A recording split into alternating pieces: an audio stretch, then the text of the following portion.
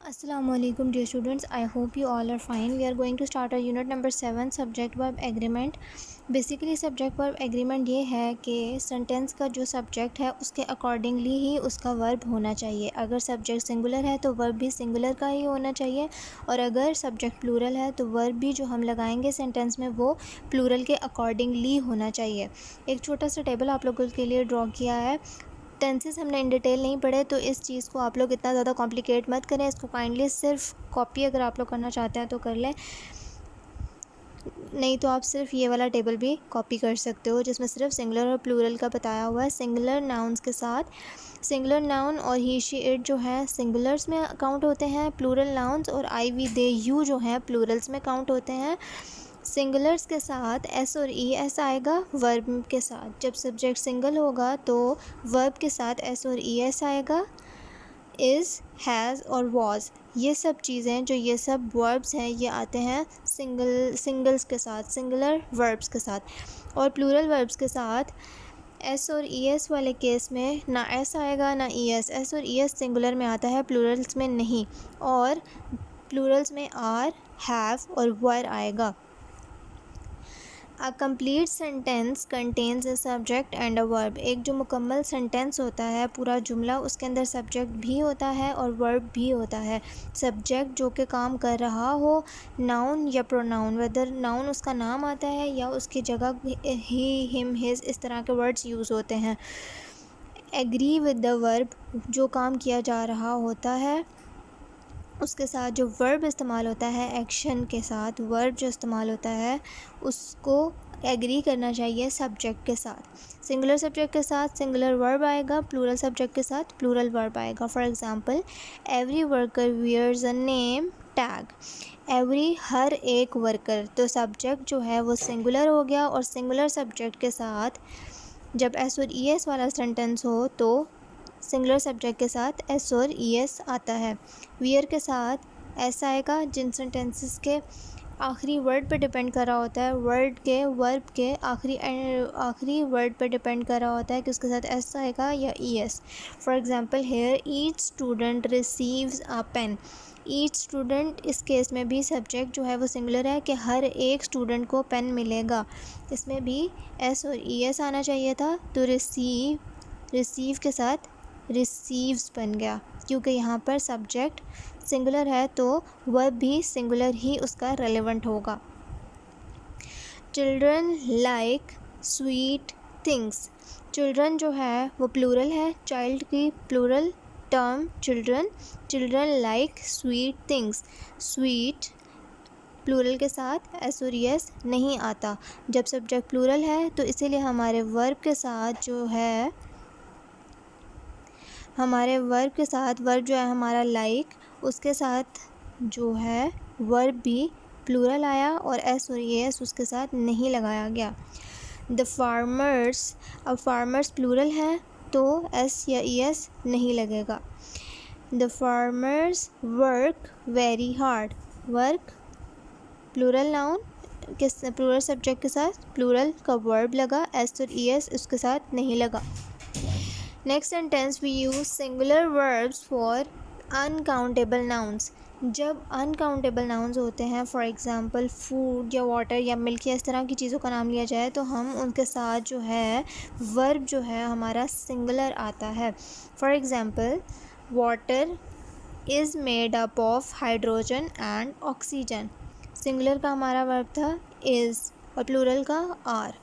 Water is made up of hydrogen and oxygen. Water जो है वो अनकाउंटेबल है, इसी तरह फूड अनकाउंटेबल है, तो there is a lot of food for the guests. जब हम ईदर या नीदर या नॉर का इस्तेमाल करते हैं सेंटेंस में, तो जो वर्ब है must agree with the noun that is nearer to it. अगर हम किसी भी सेंटेंस में ईदर, नीदर और नॉर का इस्तेमाल कर रहे हैं तो उसमें क्या होगा कि हम वर्ब उस नाउन के अकॉर्डिंग रखेंगे जो इन वर्ड्स के सबसे करीब हो सेंटेंस में सबसे करीब लिखा हुआ जो नाउन होगा उसके अकॉर्डिंगली, अगर तो वो सिंगुलर हुआ या प्लूरल हुआ उसके अकॉर्डिंगली हम अपना वर्ब जो है वो एडजस्ट करेंगे। ईदर द ब्रदर्स और the sister is giving the toy away. अब वर्ब को जो उसका सबसे करीबी सब्जेक्ट है उससे रेलिवेंट होना चाहिए, उसके अकॉर्डिंग होना चाहिए। अब हमारा वर्ब इसमें था इज़ तो सिंगुलर का है और ये बिल्कुल सिस्टर के बाद है, तो सिस्टर सिंगुलर है और सिंगुलर के साथ इज़ ही यूज़ होता है, तो हमारा वर्ब अकॉर्डिंग टू हमारे सब्जेक्ट ठीक है। Either Mary or her parents have bought the tickets. Verb के जो सबसे करीब वाला सब्जेक्ट है या जो नाउन है उसके अकॉर्डिंगली वर्ब होना चाहिए। वर्ब का सबसे करीबी जो सब्जेक्ट था वो पेरेंट्स है, पेरेंट्स प्लूरल में है और प्लूरल के साथ हैव ठीक है। Neither they nor Albert wants to stop playing। Neither they nor Albert, Albert जो है सिंगल है और हमारे सिंगुलर नाउन्स के साथ एस और ई एस आता है, तो इसी वजह से वर्ब के साथ वांट से वांट्स हो गया, क्योंकि एल्बर्ट उसका नियरेस्ट सब्जेक्ट था, नियरेस्ट नाउन था। वर्ब से नियरेस्ट नाउन एल्बर्ट है और वो सिंगुलर है, तो हमारा वर्ब जो है सिंगुलर के अकॉर्डिंगली एडजस्ट होगा। Neither Roger nor his sisters play the piano. Sisters play, sisters के फ़ौरन बाद वर्ब आया और इसका नियरेस्ट वर्ड सिस्टर्स है जो कि प्लूरल में है, तो इस वजह से उसके साथ एस और ई एस नहीं लगाया गया, क्योंकि हमारे प्लूरल टर्म्स के साथ हम एस और ई एस नहीं लगाते। हम अपने प्लूरल सब्जेक्ट के साथ जो वर्ब हमारा है उसमें एस और ई एस नहीं लगाते। सिंगुलर सब्जेक्ट था तो वर्ब के साथ एस और ई एस आया, यहाँ पे प्लूरल सब्जेक्ट हो गया, नियरेस्ट जो है वर्ब से वो सब्जेक्ट प्लूरल में है, तो वर्ब पे एस या ई एस नहीं लगा, प्लूरल के साथ एस और ई एस नहीं लगेगा। आई और यू जो हैं वो हमेशा प्लूरल वर्ब्स होंगे। इधर मैंने आपको प्लूरल वर्ब्स में लिखवाया कि I we they you are plural verbs, plural noun और I we they you plural में काउंट होते हैं, तो same is the case I और यू जो हैं हमेशा प्लूरल में काउंट होंगे। The subject must agree with the verb, subject जो है, और फॉर एग्ज़ाम्पल अगर आप अपनी या किसी और की डायरेक्टली बात करें तो उनको वर्ब को एडजस्ट होना चाहिए according to the subject. Only when it is in the present tense, जब आप प्रेजेंट में यानी कि अभी बात कर रहे हों या पास्ट में बात कर रहे हों, जब वॉज और वर यूज़ किया जाए पास्ट टेंस में। प्रेजेंट के इज़ आर और पास्ट के वॉज वर। प्रेजेंट का इज़ और आर जो है आर यू के साथ लगेगा और प्रेजेंट में आई के साथ एम लगता है। वॉज और वर की हमने डिफ्रेंशिएशन देख ली है, वॉज सिंगुलर के साथ, वर प्लूरल के साथ। For example one of the passengers was injured in the accident. One of the passengers, passengers में से एक, यानी कि सब्जेक्ट जो है एक है तो सिंगुलर के साथ वर्ब वॉज आता है, सिंगुलर वर्ब। वर्ब का सब्जेक्ट के साथ एग्रीमेंट हो गया। Several buses were destroyed in the fire. अब सब्जेक्ट जो है जिस चीज़ के बारे में बात हो रही है वो है बसेस, और बसेस प्लूरल हैं और प्लूरल के साथ हमारी टर्म यूज़ होती है वर। इस लेसन की एक्सरसाइजेस 2 एक्सरसाइजेस हैं, इतनी ज़्यादा बड़ी नहीं है, short exercises. Exercise number 17 page number 55 पर, एक्सरसाइज नंबर 18 पेज नंबर 57 पर।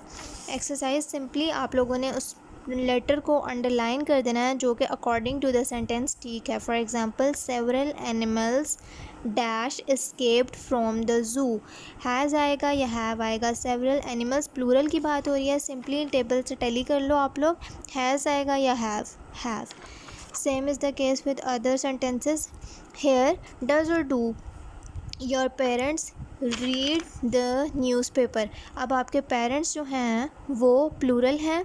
अब इसमें ES है और इसमें ES नहीं है, तो प्लूरल्स के साथ ES और S आता है या नहीं, अकॉर्डिंग टू द टेबल आप लोग देख के ब्लैंक्स को फिल कर लो। इसमें भी S और ES इसमें नहीं है, इसमें S और ES है। ये प्लूरल का वर्ब हुआ, ये सिंगुलर का। अकॉर्डिंग टू द सेंटेंस आप उसको अंडरलाइन करोगे, सिंपली अंडरलाइन करना है, डोंट री right the sentences. Next exercise किस तरह से सॉल्व करनी है, आपने स्टोरी पढ़नी है जो नीचे लिखी गई है और अंडरलाइन कर देना है करेक्ट जो आंसर होगा ब्रैकेट्स में से दिए गए हुए आंसर्स में से। Peter and Paul are twin brothers, they dash. अब दे जो है प्लूरल है, प्लूरल के साथ एस और आता है, एस और एस आता है या नहीं आता, उसके अकॉर्डिंग आप उस जुमले को, वर्ड को नीचे से अंडरलाइन कर लेंगे। अगर आता है तो ये अंडरलाइन, नहीं आता तो ये अंडरलाइन। प्लूरल्स के साथ हमने पढ़ा कि एस और एस नहीं आता। So like that sometimes even their parents. अब पेरेंट्स फिर प्लूरल आ गए हैं, according to that you will underline the verb. However, Peter and Paul दोनों की बात हो रही है तो दोनों प्लूरल होंगे, तो प्लूरल के साथ क्या आना चाहिए।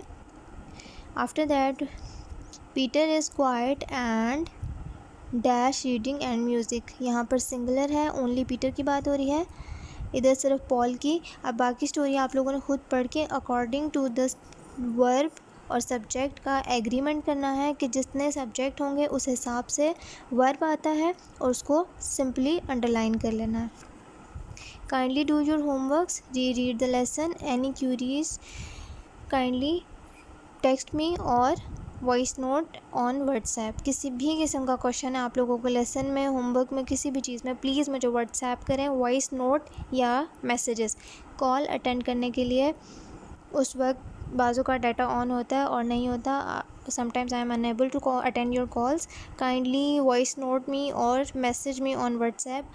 First you have to message me with your name and class. Kindly take care of yourselves. Meet you in the next meeting. Till then, Allah Hafiz.